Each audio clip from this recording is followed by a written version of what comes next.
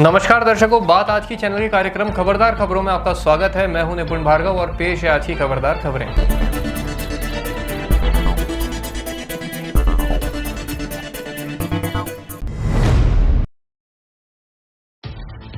लखनऊ के ट्रांसपोर्ट नगर स्थित हर मिलाप टावर का एक हिस्सा शनिवार शाम 5 बजे के करीब अचानक भर-भराकर गिर गया।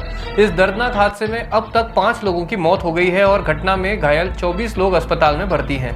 प्रत्यक्षदर्शियों ने बताया कि इस 2 मंजिला बिल्डिंग का एक हिस्सा उस वक्त गिर गया जब वहां एक ट्रक से अनलोडिंग का काम हो रहा था। इस दौरान बाहर तेज बारिश हो रही थी।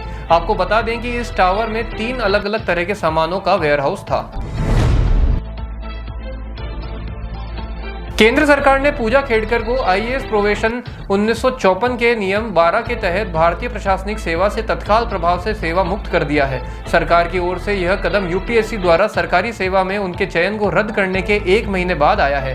आपको बता दें कि पूजा खेड़कर महाराष्ट्र कैडर की 2022 बैच की आईएएस अधिकारी थी, जिन्होंने यूपीएससी परीक्षा में ऑल इंडिया रैंक 841 हासिल की थी। वह अपनी विकलांगता सर्टिफिकेट समेत कई चीजों को लेकर विवादों में घिरी थी और उन पर नकली सर्टिफिकेट पर नौकरी हासिल करने का भी आरोप लगा था।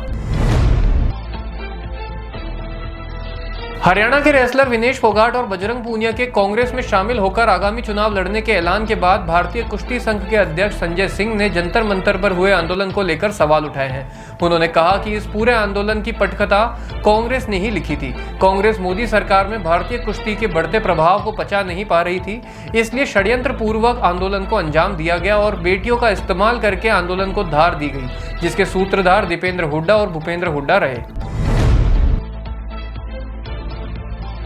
कुछ दिनों की शांति के बाद मणिपुर में एक बार फिर हिंसा फैल गई है। राज्य के कई जिलों में हमले हुए हैं, जिनमें कुछ लोगों की मौत हुई है।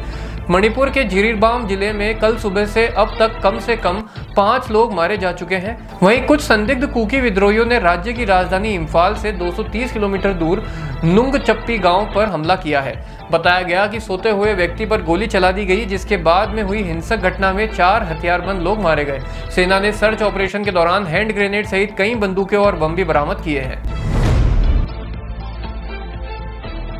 जो राम को लाए हैं हम उनको लाएंगे गाना गाकर पूरे देश में प्रसिद्धि पाने वाले कन्हैया मित्तल के हरियाणा चुनाव से पहले कांग्रेस का दामन थामने की संभावना है। उन्होंने विधानसभा चुनाव लड़ने की इच्छा जताते हुए कहा कि भाजपा की तरफ से उन्हें कोई ऑफर नहीं मिला है। साथ ही उन्होंने कहा है कि उनका मन कांग्रेस के साथ जुड़ रहा है और उनकी कांग्रेस के वरिष्ठ नेताओं से बात चल रही है। उन्होंने कहा कि सारे राम विरोधी कांग्रेस में नहीं है, कांग्रेस में भी अच्छा लोकतंत्र देने की क्षमता है और सबसे ज्यादा देश में शासन चलाने का अनुभव उन्हीं के पास है। असम के मुख्यमंत्री हेमंत बिस्वा शर्मा ने बताया कि राज्य में नए आधार कार्ड के लिए आवेदन करने वालों को नेशनल रजिस्टर ऑफ सिटीजन्स यानी एनआरसी एप्लीकेशन रिसीप्ट नंबर जमा कराना अनिवार्य होगा। उन्होंने कहा कि इससे अवैध प्रवासियों को जारी किए जा रहे पहचान पत्र पर रोक लगेगी। सीएम बिस्वा ने कहा कि असम के दुबरी, बारपेटा और मोरी गांव की आबादी देखने के बाद ये फैसला लिया गया है। आंकड़े देखकर पता चला कि इन 3 जिलों में आबादी से अधिक आधार कार्ड जारी किए गए हैं। इससे यह संभावना है कि कई विदेशियों ने भी यहाँ आधार कार्ड बनवा लिए हैं, जो देश के लिए और असम के हित के लिए सही नहीं है। तृणमूल कांग्रेस के राज्यसभा सांसद जवाहर सरकार ने आज रविवार को आरजी कर अस्पताल में लेडी डॉक्टर के साथ हुई दरिंदगी के विरोध में अपना इस्तीफा दे दिया है। उन्होंने पार्टी अध्यक्ष ममता बनर्जी को पत्र लिखकर इसकी सूचना दी। उन्होंने लिखा कि दोषियों को सख्त सजा मिलनी चाहिए और मैं अपने पद से त्यागपत्र दे रहा हूं। प्रधानमंत्री नरेंद्र मोदी लगातार रूस और यूक्रेन के बीच जारी तनाव के शांतिपूर्ण समाधान की पैरवी करते आ रहे हैं। इस बीच सूत्रों ने बताया कि राष्ट्रीय सुरक्षा सलाहकार अजीत डोवाल इस सप्ताह रूस यूक्रेन विवाद को सुलझाने के उद्देश्य से चर्चा करने के लिए मॉस्को की यात्रा करेंगे। प्रधानमंत्री मोदी ने राष्ट्रपति पुतिन को हाल ही में अपने यूक्रेन की कीव यात्रा के बारे में जानकारी दी और मोदी ने पुतिन से यूक्रेन के लिए समझौता करने के लिए भारत की प्रतिबद्धता पर जोर दिया। इसके बाद ही तय किया गया कि राष्ट्रीय सुरक्षा सलाहकार अजीत डोवाल को मॉस्को भेजा जाए, जहां दोनों देशों के एनएसए एक चर्चा कर युद्ध विराम को लेकर कोई ठोस प्लान बनाकर दोनों देशों के सामने रखें।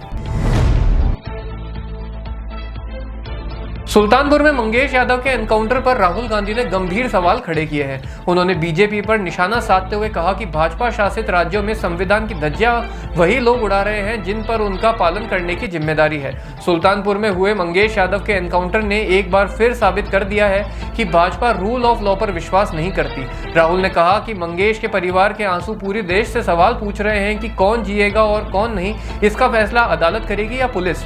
उन्होंने आगे कहा कि एसटीएफ जैसे प्रोफेशनल फोर्स को भाजपा सरकार में आपराधिक गिरोह की तरह चलाया जा रहा है। लोकसभा में विपक्ष के नेता और कांग्रेस सांसद राहुल गांधी अमेरिका पहुंचे, जहां उनका भारतीय प्रवासियों द्वारा गर्मजोशी से स्वागत किया गया। राहुल ने बताया कि वह इस यात्रा के दौरान सार्थक चर्चाओं और व्यवहारिक वार्तालापों में शामिल होने के लिए बेहद उत्सुक हैं। राहुल गांधी अपनी यात्रा में वहां के कारोबारियों, छात्रों और स्थानीय नेताओं के साथ संवाद करेंगे।